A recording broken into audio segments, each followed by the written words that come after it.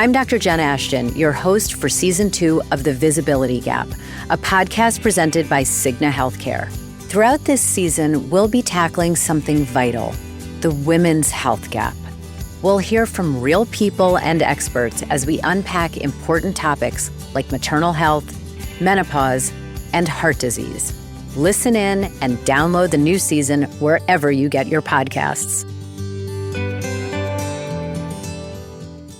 Hey, what's up, guys? I'm Fred Warner, linebacker for the San Francisco 49ers. Abercrombie has the new suits you need, plus all the collared shirts to go with them. The Abercrombie Fitch Collins suit is the only suit you'll ever need for any occasion. Available in slim, classic, and athletic. Pair it with a collared classic. Go with a soft, easy-to-wear sweater polo or a comfortable long-sleeve shirt. With so many different fits and fabrics, you can make a look that's completely your own. Add the Abercrombie & Fitch Collins suit and new collared shirts to every occasion this season. Shop online or in store.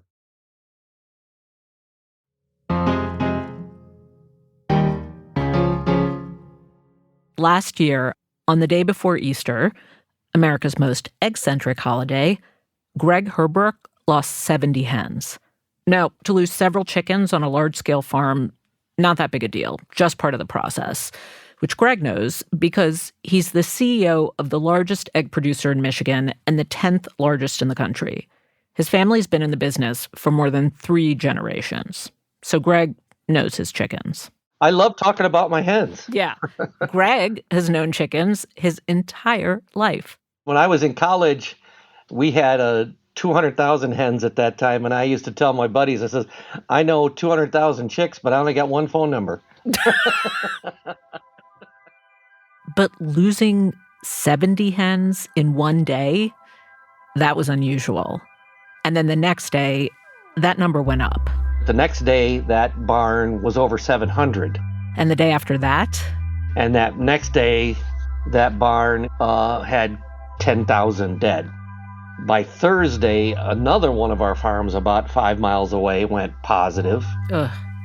And then the following week, our third site in Ionia County was confirmed positive. And so within right around a week, our 3 large farms in Michigan were all positive. How many birds did you lose since that Easter Day weekend? Total? In about 7-8 days, 6.5 million. 6.5 million? Yeah. Wow. It's a fear, but then the reality of it happening, it's just like, oh my goodness, they're all going to die.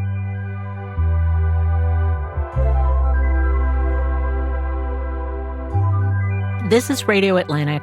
I'm Hannah Rosen. By now, you don't have to be the CEO of an egg farm to know about bird flu. It's all over the news and possibly showing up at your local supermarket. This week, there's a shortage on eggs happening, and the bird flu is to blame. The Department of Agriculture says eggs are about double the price from January of 2024. The average price of a dozen large grade A eggs jumped 65%, while overall food prices rose just 2.5%. And the agriculture... Both Costco and Trader Joe's have put restrictions on how many eggs you can buy. Other grocery stores have too, depending on the location. Last month, Waffle House put a 50-cent surcharge on every egg it sells, which seems like a new tier to the Waffle House Disaster Index. If it hits $1, we are officially in the bad place. But it's not just about the cost of eggs. Bird flu has been spreading to mammals. Cows have been dying. Some farm workers have been getting ill. And then in January... On the bird's flu, America's first death from this illness has now been reported from the state of Louisiana. CBS Morning... Scientists are starting to talk about a pandemic worse than COVID lurking. So I asked staff writer Katie Wu, Hello, who covers all things science for us at The Atlantic, to make me feel better. So basically, I want you, Katie, to just tell me it's going to be okay. No, I'm just kidding. I just say it's going to be fine. Everything is going to be fine. No. I was kind of kidding, although she never explicitly said everything was going to be okay. I did want to ask Katie, though, about how concerned we should actually be on a scale of 1 to 10. 1 being like, don't worry at all, and 10 being, we are canceling the NBA Finals. I think about this a lot, and I think we're probably still in the middle ranges here, depending on all else that is going on, because I think also relative threat is important here. 5, 6 is fair, but I think much more important is the fact that that number has ticked steadily up since this time last year. Okay. And I think that is really telling. It says that the threat is growing and that there's not necessarily anything stopping it from ratcheting upward closer to 10. And the other thing is that we had time to contain it and keep it at a 2 or 3 and never let it get beyond that. And we did not. Okay, so what would avoiding it have looked like? What could we have done in that critical moment? Yeah, so to be clear, the moment I'm referring to, last spring was the first time that the U.S. detected this virus in dairy cattle. And I've started referring to that moment as the cow tipping point. Mm-hmm. That's pretty bad. That's good. Mom joke, dad joke, yeah. At that time, it was really detected in just a small number of herds that the government could have really intervened. They basically could have done more to keep the virus from spreading to other herds. Instead, they kind of let business proceed as usual and dairy cattle move all over the place throughout their lifetime. They gave the virus more opportunities to spread. That should have been 5-alarm fire level of we need to ratchet up this response and make sure that the virus does not move any further than it already has. And that did not happen. Got it. Okay. Let's say for some reason, maybe this is a sci-fi scenario, maybe this is biologically realistic. We'll get into that. But if it became suddenly zoomed to a realistic threat, it sounds like you're not sure that we'd be ready. Oh, absolutely not. And I think the right question to be asking is, how prepared would we be if this truly escalated to that point? And, the answer is not at all, not even a little bit. It's impossible to say with any kind of certainty, there's exactly, a 14.7% chance this is going to turn into a pandemic, or there's exactly a 72% chance that we're going to see this spreading from human to human in a sustained way. We can't know those things. A lot of this is about randomness, about how we continue to respond, about just vagaries of the virus that people don't fully understand yet. I think what needs to be happening is more on the prevention side and more about preparedness, which are two things that the U.S., especially when it comes to infectious disease, is just catastrophically bad at. Interesting. I have this sense that because of COVID, we would be better at it. We've been down this road and it was only 5 years ago, so that the infrastructure is in place and somebody just flips a switch and here we go. We're not going to wake up one morning and be told this is upon us, don't go back to work. But it sounds like that's not how it's rolling out. No, I think in a lot of ways we're even worse prepared now than we were at the start of the COVID pandemic. For several different reasons. I think in part because the public is still really fatigued from having to respond to all of that. Right. There was a lot of trust in public health and science eroded during that time. And I think because of the nature of the slow burn of all this, just slowly percolating through animals, affecting certain farm animals, maybe sort of affecting some aspects of the food supply. But for the most part, it's not that difficult to ignore that this entire situation is going on. And I think that makes it much easier for people to, in general, just keep tuning this out. It's become normal to hear just, slight murmurings about bird flu in the news and then to move on with your day. Mm-hmm. We didn't have that luxury with COVID. It was forced upon everyone. Everyone's lives changed radically and almost instantaneously. And now there's just this general sense of, a lot of stuff is wrong, but I don't have anything to worry about yet, when this is exactly the time to be doing something about it so things don't get catastrophically worse. And I think, from the federal government side, there absolutely has not been enough of a response. And I don't know how much of that is issues with resources being drained from COVID and that still being an ongoing threat, changes in leadership that are introducing maybe ideological barriers to being more prepared. And also, maybe some sense of, we don't want to over-alarm people and be accused of overblowing this threat. It's a really tough balance to strike, and I certainly feel for the people who are trying to communicate those messages, but I would not argue that the national response has been adequate. Yeah. Okay, so we are journalists, and it's our job to help inform people. So why don't we try and bridge the gap as best we can? What is bird flu? So it is a flu that has originated, as far as we can tell, in birds. So hence the name bird flu. That's kind of how these things are named. And, it is a flu virus. So it is related to the seasonal flus that pass through our population every year. But because this is primarily a version of the flu that is really well adapted to birds, and that's where it spent most of its time evolving, it is not yet the kind of flu that is going to pass really easily from person to person. But the reason that this is scary is we have seen this particular version of bird flu jump into mammals, including mammals that interface a lot with humans, like i.e. dairy cows. Mm-hmm. And the fact that this virus is making those moves, jumping across those species barriers, like huge species barriers. I'm not talking, duck to pigeon. I'm talking, birds to mammals. That's a massive jump in terms of biology and the type of host that this virus can manage to infect and spread between. So the possibility that the virus will keep evolving and become a real threat to humans is really just growing every day. Okay, you've mentioned a few times the jumps and the sort of ratcheting up. What's the rough timeline of events? Like how as someone who's tracking this, I just want to understand, is it very fast? Like how has it gone? Has it been over the course of 30 years or 5 years? Like what's the timeline? So there are probably two relevant timelines here. The first is just to remind people that this particular version of bird flu that scientists also call H5N1, you might hear about other bird flus, but this is a very specific one that we're talking about right now. Scientists have known about this for decades, and it has, for most of that time, stayed primarily in birds.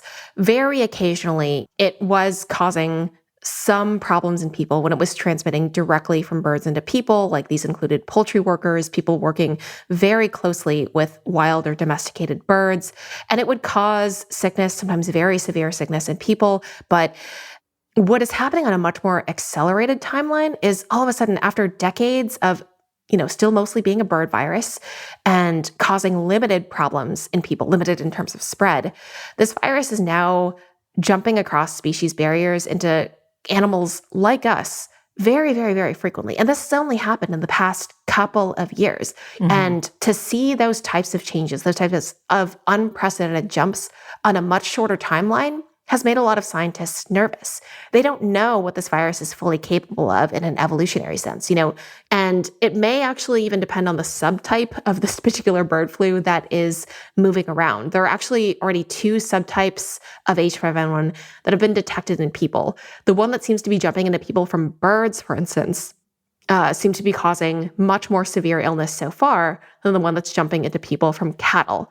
And so it depends on all these different biological factors, which scientists are still figuring out.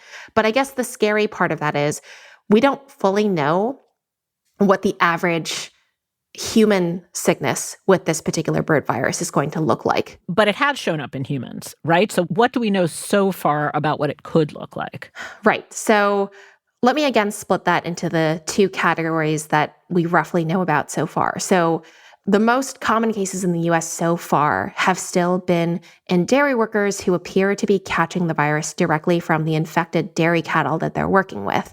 And it seems like a lot of this is through exposure to the cow's milk as they're milking them. Maybe the milk gets sprayed onto their face, gets in their eyes, might be, inhaled as the milk sort of aerosolizes into the air. And most of those cases do seem pretty mild on the spectrum of things. People are getting, conjunctivitis, effectively pink eye. They do have maybe some respiratory symptoms, but it's pretty quick to resolve. There haven't really been too many really serious cases when the virus seems to be jumping over from cattle. But a slightly different version of the virus is also jumping over from poultry. And those cases have been severe. This virus, since it started spilling kind of intermittently into people in the 1990s, has caused multiple deaths worldwide. But if we're looking just at deaths in the US, it has only been one so far, and I hope it stays that way. I mean, this is probably obvious, but an important line is that everybody's watching is the jump into humans. Like there are, tragedies when chicken dies, both economic and otherwise, when cows die, other mammals die, but people are tracking the line into humans. What's happening internally? What does that look like internally, and how has that happened in the past? How is the virus transmuting? Let me start by explaining what the virus would effectively have to accomplish to start spreading from person to person and for there to be like huge epidemic or pandemic potential here. So for a virus to successfully spread between people, it has to be able to get into our cells, make more of itself inside of them, get back out of those cells, and then get out of that host, that person, and spread to someone else, and then do the same thing over and over and over and over again. Mm-hmm. A virus that's super well adapted to doing basically that whole process in birds is going to have to figure out how to do all that stuff in a totally new set of cells. And so this virus will have to check off a lot of evolutionary boxes to adapt itself to us. It has to bind successfully to our cells. It has to get into our cells. It has to avoid specific parts of our immune system that might be different from a bird's immune system. It has to survive stably in our airways and then get expelled out of those airways and survive long enough in the air to get into another person. Mm-hmm. That is a pretty long, complicated process. And it's actually not totally clear if the virus's genome is totally capable of making all those changes. But the more times that it has the opportunity to infect our cells, basically to infect a person, the more opportunity it is going to have to stumble upon the right number of combinations, if they exist, to start that process, if that makes sense. Yes, totally. I read a quote that because of dairy workers, the virus, as this person put it, has more shots on the goal. So I guess that's what you're describing, just like more chances to figure out how to adapt. Right. I think what is really important to remind people of here is that just because this is currently a bird-adapted virus does not mean it's going to stay that way. Mm-hmm. Like, you can sort of imagine if you keep throwing a bouncy ball against a wall, it's going to keep bouncing off. Like, unless there's a fundamental change in the composition of that ball, it's not going to stick to that wall permanently. But in this case, we are throwing a ball that won't necessarily stay bouncy. That ball is changing constantly and randomly, and it's totally possible that it will get sticky on its own.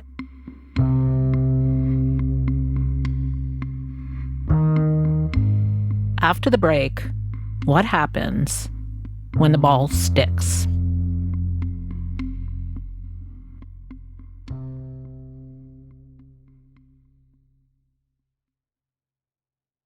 I can say to my new Samsung Galaxy S25 Ultra, hey, find a keto-friendly restaurant nearby and text it to Beth and Steve. And it does, without me lifting a finger. So I can get in more squats anywhere I can. 1, 2, 3.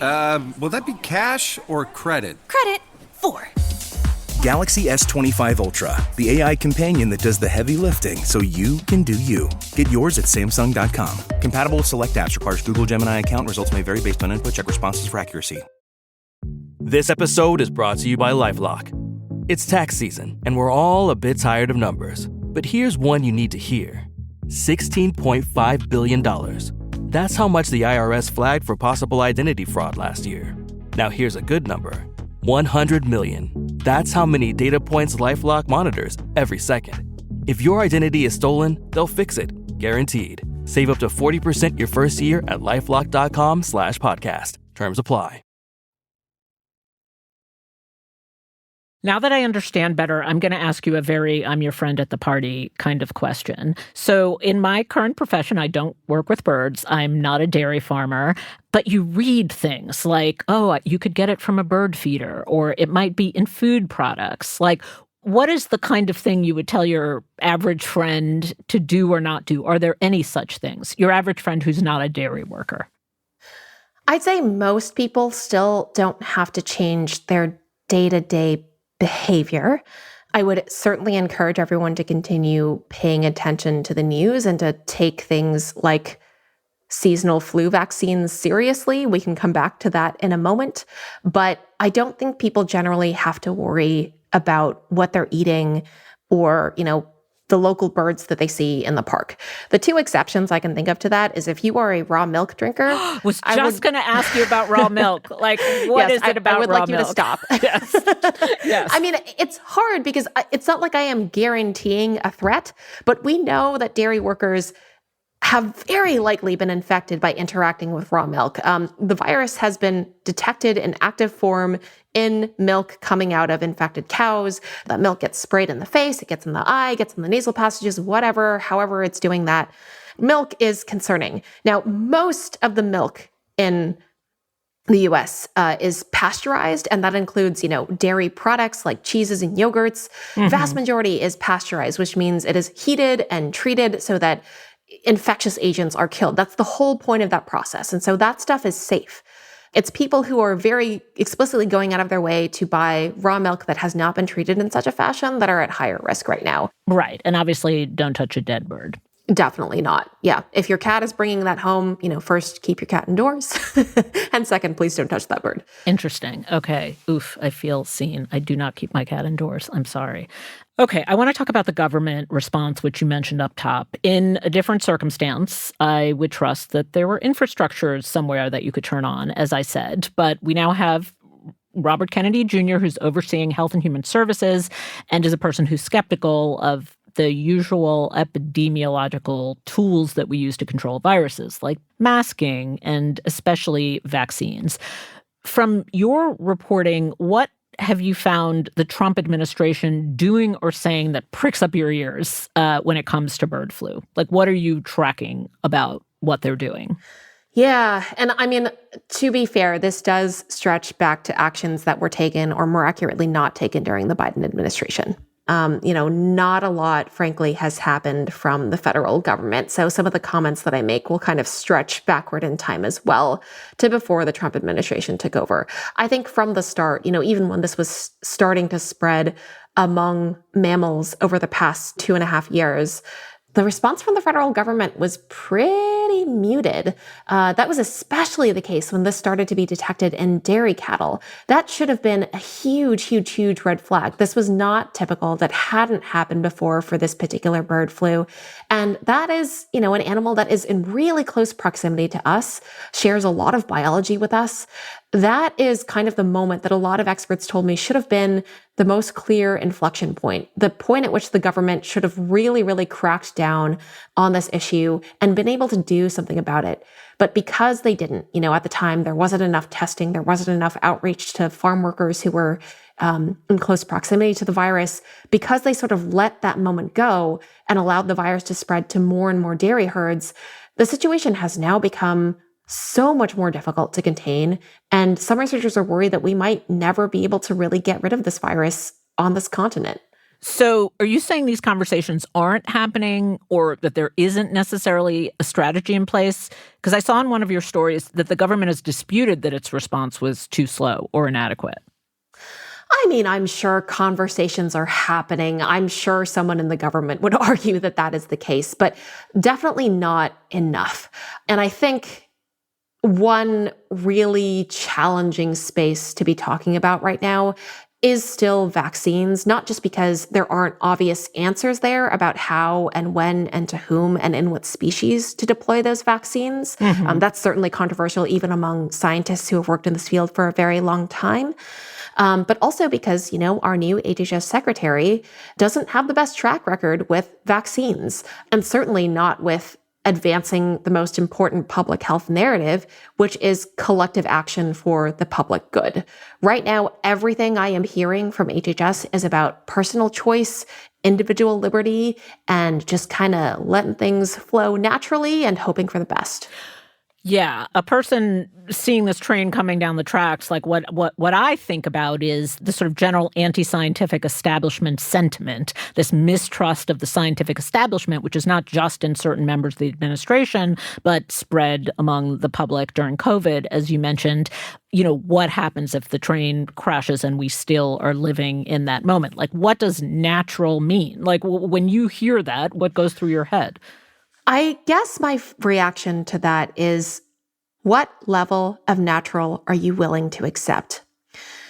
I would say that, in human history, there were, and still are, depending on what part of the world you live in, periods of human existence where it was perfectly natural to not see your child live to the age of 1.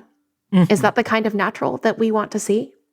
There have been periods where it was natural to see bacterial infections completely take over a person's body and kill them, and that was just the expected outcome because we weren't using antibiotics. Or, it was natural to expect bloodletting to be a sufficient medical intervention. There are things that have been natural over the course of history that aren't necessarily what has served us best as a species. Medical interventions are arguably not the most natural thing in the world, just because we have invented them and not simply allowed them to manifest themselves into existence. Yeah. But is naturalness necessarily optimized? I certainly don't think so. That is part of the reason that innovation is so important. We are racing ahead of biology to make sure that we are keeping as many people healthy as possible. That's the whole point here. Yeah. This is such an important point you're making, because I used to think of people who had tremendous tolerance for natural as being of certain religious sects, who don't believe in medical intervention. And so you'd have a real reason and framework and worldview that would have you be extremely committed to natural, even if your child died, say, which is the ultimate test. But during COVID, there were plenty of people who did not vaccinate their children, and children died. That did happen during COVID. So it is really hard to say what the American tolerance is for natural right now. Right. And I think it is also important to say that I feel like people end up homing in on a really strict definitions of natural that I feel like draw these really false boundaries on what can be allowed. I actually find vaccines to be incredibly in tune with what the human body, quote unquote, naturally does, because the whole point of a vaccine is to basically nudge the immune system into mounting a protective response that it would otherwise mount if it encountered that disease, the pathogen causing that disease. It's not like we're putting an artificial device in someone's body and leaving it there. Also important for other medical interventions. But I guess what I'm saying is it's not the most unnatural intervention out there. That's the beauty of it. Vaccines are very much an intervention that is about, teaching a person to fish instead of just handing them a fish for the day. It's teaching the body to mount a sustained defense that it can use again in the future. It's a nudge. It's not a forced coup of someone's body. That is such a lovely description of a vaccine and such an interesting pushback. I really hadn't thought of that. You looked into the current measles outbreak. What does the government's response to that tell you about how this administration might respond to a potential bird flu outbreak? Yeah, that is one of the things that has me most concerned. Let me just start off by saying that the MMR vaccine, the measles, mumps, rubella vaccine, especially the measles component, is one of the best vaccines we have. It's so safe, so effective. That vaccine is the intervention that is most single-handedly responsible for eliminating measles from this country. And yet, there has been a really muted response from the federal government. This is one of the largest outbreaks we've had in the past couple of decades since measles was eliminated. Already a 6-year-old unvaccinated child died, and that should not be happening. These are the kinds of things that were supposed to be gone and over forever. And yet, it took the CDC a month to issue its first public statement on the outbreak. In that, there wasn't even, a direct urging for parents to get their kids up to date on the measles vaccine. Kennedy, who is the head of HHS, which oversees the CDC, the FDA, the NIH, has basically said, sure, vaccines are an option, but really, really pressed at least as hard, if not more hard, on alternative ways to combat measles, such as, nutrition, steroids, antibiotics. There was really only one answer to the question of what can prevent measles and what can stop an outbreak, and that's vaccines. Right. And I am just not hearing that message from the government. Like, there should be a clear order of priority here, and that is not being followed. Right. That actually is worrisome. The way you just laid that out, that is worrisome. It should have been, number one, get your child vaccinated. And maybe number two, this is an emergency. And that wasn't the attitude particularly. No, it wasn't. And I think what may make this even more difficult if we get into a bad situation with bird flu is our baseline for measles vaccination was, 95% uptake for a very long time. And that is what we need. Our baseline with flu vaccination is like 40 to 50% uptake, depending on the year. There are people who happily get other vaccines who don't get the flu vaccine.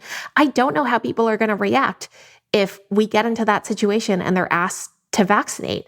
Also, we know that the flu vaccine is not as effective as the measles vaccine. That is just simply a product of, how quickly these viruses change and the nature of immunity to them. I worry that those differences will make it even more difficult for misinformation to seep through and for people to, take their cues from the government and really run with them in the event of a flu pandemic. It could get so much worse so much more quickly. Right. So with COVID, there was a day, Will we know when we've reached the tipping point? Like, will it be totally obvious to us? Like, there'll be giant headlines in the newspaper, or it won't be totally obvious? I think it depends what we consider the tipping point. Arguably, there is kind of a biological tipping point when the virus starts spreading from person to person. That won't be noticed in real time, or at least it's highly unlikely, right? Like, the virus would have to start doing that, and then scientists would catch it because it has already started happening. Mm-hmm. And we may never know the day that starts happening, if it ever does. Then I think there is kind of the public consciousness tipping point, which is going to just have to be the more relevant thing. Like, to draw the comparison to COVID, we still don't know exactly how, exactly when, what animal first passed it to a human and what exactly happened after that. And we probably will never know. That stuff is gone. Scientists learn that information retroactively, and they can't go back in time and recreate that timeline. What we do know is public attention started focusing on the pandemic in the months that followed, and that's what I would expect here. Mm-hmm. But I think the most important takeaway here is that inflection point, the one that would command public awareness, hasn't yet happened, which means there's still time to act. And I think that requires people to hold two realities in their brain at once. One is about the present moment, during which the risk to most of the public is still low. But the second thing that people have to hold in mind is that won't necessarily stay true.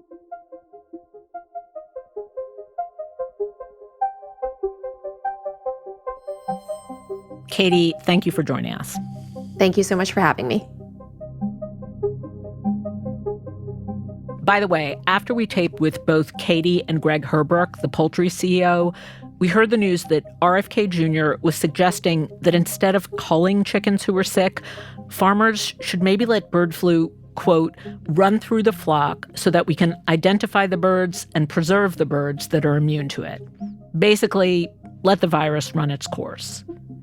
We asked Greg what he thought of that plan, and he told us this via email, quote, letting an outbreak run through the flock in an uncontrolled manner is not a practical or humane solution and would lead to needless suffering while increasing the risk of AI, meaning avian influenza, spreading to other species and animals, and ultimately putting humans at greater risk. This episode of Radio Atlantic was produced by Janae West and edited by Claudine Abade. We had engineering support from Erica Huang and fact-checking by Sarah Krolewski. Claudine Abade is the executive producer of Atlantic Audio, and Andrea Valdez is our managing editor. Listeners, if you like what you hear on Radio Atlantic, you can support our work and the work of all Atlantic journalists when you subscribe to The Atlantic at theatlantic.com/podsub. That's theatlantic.com/podsub. I'm Hannah Rosen. Thank you for listening.